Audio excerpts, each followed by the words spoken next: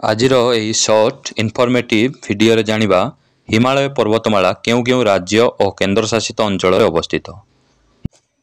हिमालय पर्वतमाला जम्मू काश्मीर और लद्दाख केंद्रशासित अंचल, हिमाचल प्रदेश, उत्तराखंड, सिक्किम, पश्चिम बंग, आसाम, अरुणाचल प्रदेश, मणिपुर, मेघालय, नागालैंड, मिजोराम और त्रिपुरा राज्य रे हिमालय पर्वत अवस्थित।